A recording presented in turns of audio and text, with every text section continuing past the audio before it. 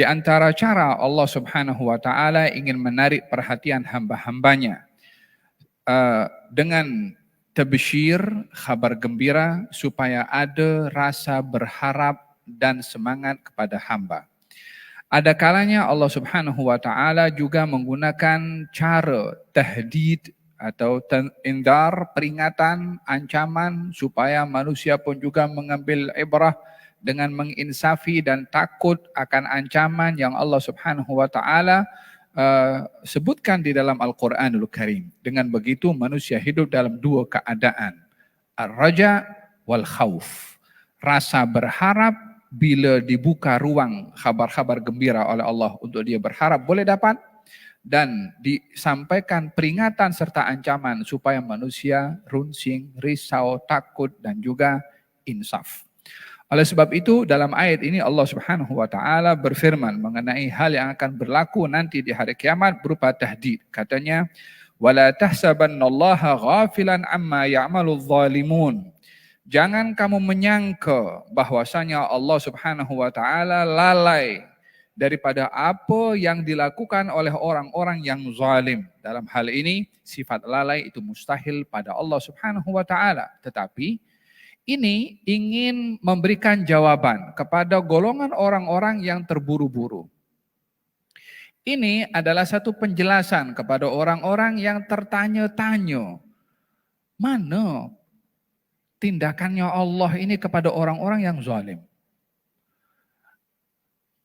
Apa yang sedang dilakukan oleh Allah Subhanahu wa taala dengan dibiarkannya orang-orang zalim melakukan kezaliman? Bila Allah nak hukum mereka? Kadang-kadang orang pun juga tertanya-tanya, lebih-lebih lagi di zaman kita sekarang. Ya kan, bom demi bom dihantam demi hantam, dimasukkan air dalam terowong, katanya dicegah air minum untuk masuk, elektrik pun diputuskan juga, makanan tak boleh masuk, diancam juga jangan ada satu sen pun bantuan daripada luar masuk kepada orang-orang Palestina, dihalau sana, dihalau sini, masuk rumah sana, masuk rumah sini. Ya kan, hari-hari kita dengar seperti ini. Kadang-kadang kita tertanya, mana pertolongan Allah Subhanahu wa taala? Wala tahsabanna Allah ghafilan. Jangan kamu menyangka Allah lalai. Jangan kamu menyangka Allah Subhanahu wa taala tak mengetahui dan melihat. Wallahi rasa rahmatnya Allah kepada hambanya lebih daripada belas kasihan kita kepada sesiapapun juga daripada makhluknya Allah Subhanahu wa taala. Tapi manusia punya sifat tergesa-gesa. Seakan-akan dia ingin berlaku dalam sekelip mata terjadi. Khalas, dihantarkan oleh Allah Subhanahu wa taala balak seperti dihantarkan oleh Allah kepada kaum 'Ad wala kaum Tsamud. Boleh atau tidak Allah Subhanahu wa taala hantarkan balak kepada orang-orang Yahudi Zionis seperti mana Allah turunkan kepada kaum 'Ad dan kaum Tsamud? Apa susahnya bagi Allah Subhanahu wa taala?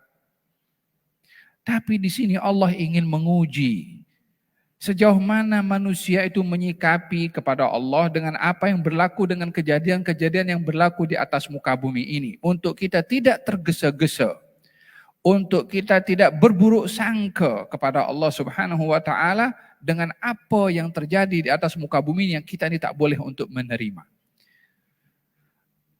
Wala tahsabannallaha ghafilan amma ya'maludz zalimun. Janganlah kamu menyangka kamu di sini adalah merujuk kepada semua makhluk Allah Subhanahu wa taala.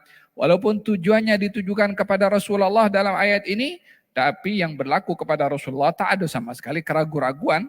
Rasulullah tidak ada keraguan-raguan sama sekali tentang apa yang akan dilakukan oleh Allah dalam bentuk hukuman kepada orang-orang yang zalim. Cepat atau lambat, tapi ayat ini lebih ditumpukan kepada orang-orang yang tertanya-tanya.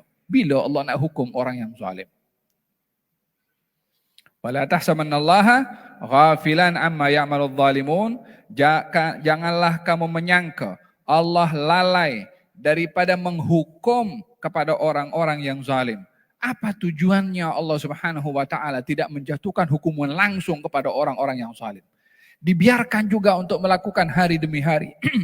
Kita pun hari-hari tengok surah kabar, mudah-mudahan buka surah kabar ini gencatan senjata seterusnya. Teringin sekali dengar berita itu. Tapi yang berlaku semakin hari semakin menggeramkan. Tentunya hal ini adalah karena dasar kita punya kasihan, solidarity dengan perasaan keadaan penderitaan yang dialami oleh saudara-saudara kita, ya kan? Kalau kenapa ini dibiarkan oleh Allah Subhanahu wa taala? Orang-orang melakukan kezaliman tidak dihukum langsung oleh Allah Subhanahu wa taala. Innama yuakhiruhum. Allah Subhanahu wa taala menunda hukuman itu. Di antara cara Allah Subhanahu wa taala menghukum, ada yang cepat, ada yang lambat. Tapi hukumannya pasti. Tidak mungkin masuk di akal manusia orang berbuat zalim lalu tak kena hukum. Kalau itu cara berpikirnya, kita nak memuaskan hati geram kepada orang yang zalim itu bagaimana? Takkan orang zalim akan dibiarkan melakukan kezaliman tanpa ada hukuman. Walaupun tak semestinya yang menghukum itu kita. Tapi kita mahu orang zalim dihukum. Dan itu yang namanya adil, baik itu di sini atau di sana. Yang berbahaya itu kalau hukuman di situ. Kalau di sini masih berpeluang orang zalim dihukum masuk penjara, dia masih ada peluang untuk insaf. Tapi kalau di sana yang akan dijelaskan oleh Allah Subhanahu wa taala. Katanya innama yuakhiruhum. Allah menunda untuk menghukum kepada orang-orang yang zalim dengan dibiarkan mereka melakukan kezaliman. Bukan Allah lalai, bukan Allah cuai, bukan Allah tak kasihan kepada yang dizalimi, tapi ditunda oleh Allah Subhanahu wa taala hukuman yang kepada orang-orang yang zalim, yang hukuman yang ditunda itu lebih dahsyat daripada hukuman kalau dipercepat. Ya karena kezaliman mereka luar biasa, ya hukumannya akan luar biasa juga sesuai dengan perbuatan mereka. Ditunda dulu. Bagi alat canggih Allah. Bagi drone yang kameranya itu adalah boleh ambil gambar macam-macam yang lain. Dihantarkan dengan daripada macam-macam negara. Hantarkan tambahan tentera juga. Ya Allah. Dipikir ini bumi dia yang cipta. Orang-orang tuh. Perbuatan mereka akan hilang begitu saja dimakan sejarah dan hilang khalas. Adakah itu cara mereka punya pemikiran? Kita tidak berpikir begitu. Cepat atau lambat mesti ada hukumannya. Walaupun sekarang pun juga beberapa hikmah yang ditunjukkan oleh Allah Subhanahu wa taala ke atas apa yang berlaku. Innama yuakhiruhum. Sesungguhnya ditunda oleh Allah Subhanahu wa taala hukuman kepada mereka liyaumin pada satu hari. Bagaimana keadaan hari itu ya Rabb? Untuk orang-orang yang zalim itu bagaimana keadaan ketika datang hukuman kepada mereka pada hari tersebut? Tashkhasu fihi al-absar. Tashkhas, mata itu terbuka. Muhti'ina ru'usihim. Muhti'ina muqni'i ru'usihim. Mereka laju dalam keadaan wajah dan kepala mereka dalam keadaan terdongak. Sehingga waja'alna dalam surat Yasin itu. Yang tangan mereka ada di bahagian bahu dan sehingga bahagian mendekati kepada mereka punya dagu. Mendongak tak boleh turun ke bawah. Dalam keadaan mata mereka terbuka tanpa boleh mengedipkan.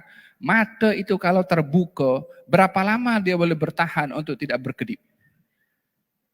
Tapi pada ketika itu orang yang zalim melihat dahsyatnya azab. Belum diazab lagi, baru tengok.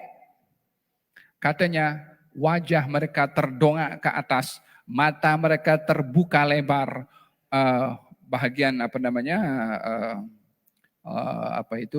al-ahdabul arba'ah, penutup mata itu, kelopak mata, belum lagi matanya terbuka lebar seakan-akan mahu keluar daripada tempatnya, menggambarkan bagaimana dahsyat azab yang Allah akan berikan kepada orang-orang yang zalim kalau azab itu ditunda nanti.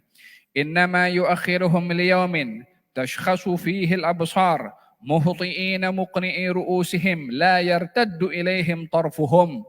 Tak menggerak mereka punya al-ahdabul arba'ah, penutup matanya itu tak bergerak, terbuka terus macam tu. Wa afidatuhum hawa, dan jantung atau dada mereka kosong, yakni tak ada lagi hatta sedikit harapan untuk selamat daripada situasi yang mereka lalui pada ketika itu. Mereka tak ada iman, macam mana Anda berharap selamat? Wa afidatuhum hawa.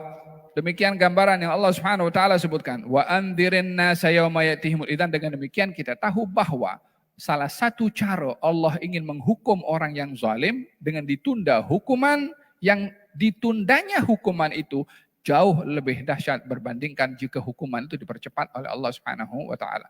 Dalam hadis, innallaha la yumli lidzalim. Allah itu perbuatannya menunda hukuman kepada orang yang zalim. Kalau sudah tiba waktu hukumannya, maka akan dihancurkan sehancur-hancurnya oleh Allah Subhanahu wa taala. Itu pasti akan terjadi kepada yang zalim sekarang dekat Palestina itu. Tapi adakah kita akan tengok atau generasi yang akan datang tengok? Allahu a'lam. Waktu hanya Allah Subhanahu wa taala yang menentukan, tapi keyakinan kita 100 million persen Allah akan hukum kepada mereka. Tapi kita beriman kepada perbuatannya Allah Subhanahu wa taala bila tentang waktu yang akan dijatuhkan hukuman itu kepada Allah, kepada mereka orang-orang zalim. Mudah-mudahan kita dapat tengok hukuman itu dijatuhkan oleh Allah Subhanahu wa taala kepada mereka, agar supaya hati ini pun juga terhibur melihat bagaimana Allah Subhanahu wa taala jatuhkan hukuman kepada mereka.